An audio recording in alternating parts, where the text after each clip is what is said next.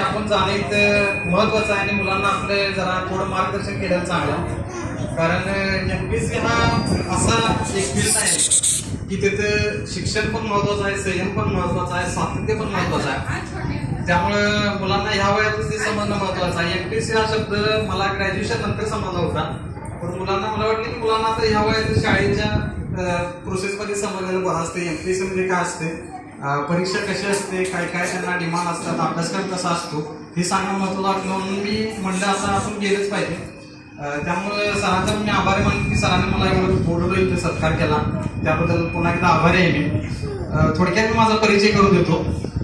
माझं नाव सागर सावित्री तानाजी मोरे. माझं गाव हे शिरोली पुलाचे आहे. माझं शालेय शिक्षण 10वी पर्यंत शिरोली हायस्कूलमध्ये झालं, मराठी मीडियममधून झालं. तसा माझा इंग्लिश एवढा संपर्क नव्हता. तरी 10वी नंतर घरात कोणी शिकलं नव्हतं, आई वडील सगळे अशिक्षित आहेत, त्यामुळं शिक्षणाचं एवढं नॉलेज घरात कुणालाही नव्हतं. त्यामुळे 10वी नंतर मला असा प्रश्न पडला की भविष्यात काय करायचं, कुठल्या क्षेत्रात जायचं, कुठलं शिक्षण घ्यायचं. त्यावेळी जस्ट डिप्लोमा आमच्या 10वी नंतर नवीन आला होता.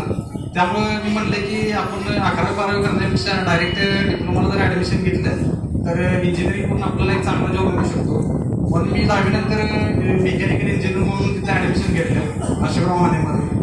मग नंतर डिप्लोमा मी कंप्लीट केला 3 वर्ष. त्यानंतर म्हणलं डिप्लोमा नंतर जॉब करावा आपण, कारण घरची परिस्थिती अशी होती की घरी कमवणारं कोण नव्हतं. वडील आजारी असायचे, आई शेतात जायची रानात वगैरे, कारण घर त्यांच्यावर चालत होतं. माझ्या पुढे प्रश्न होता की आपण काय करावं. मी जॉब करण्याचा निर्णय घेतला होता, परंतु घरची म्हणली की आता तुझा डिप्लोमा झाला आहे, जॉब करण्यापेक्षा ती डिग्री कंप्लीट कर. त्यामुळं मी त्यावेळी डिग्री कंप्लीट करण्याचा निर्णय घेतला. त्यामुळं शिक्षण हे बी मेकॅनिकल म्हणून कंप्लीट केलं.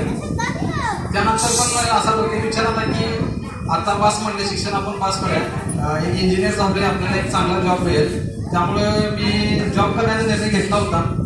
परंतु असा माझ्या डोक्यात विचार झाला की भविष्य आपले जॉब जर केला तर किती चालेल, कारण आम्ही ज्यावेळी कॉलेजमधून बाहेर पडलो त्यावेळी कॉलेजेस भरपूर झाले होते, मुलं मोठ्या प्रमाणात बाहेर पडत होती आणि तेवढे जॉब मिळत नव्हते मुलांना.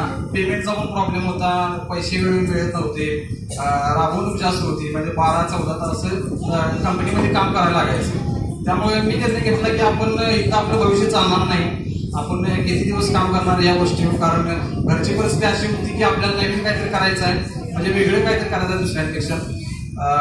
शाळेतील मित्र असतील, कॉलेजमधले मित्र असतील, ते जॉबला लागले, परत कोणी MIDCत लागले कामाला. पण मी जरा म्हटले की आपण वेगळा निर्णय घेऊया, थोडं धाडस आपण करूया म्हटलं. वेगळे केलेलंच तर आपण काहीतरी आपण साध्य करू शकतो. त्यामुळे मी त्यावेळी MPSC करण्याचा निर्णय घेतला. ग्रॅज्युएशन माझं 2017ला कंप्लीट झालं.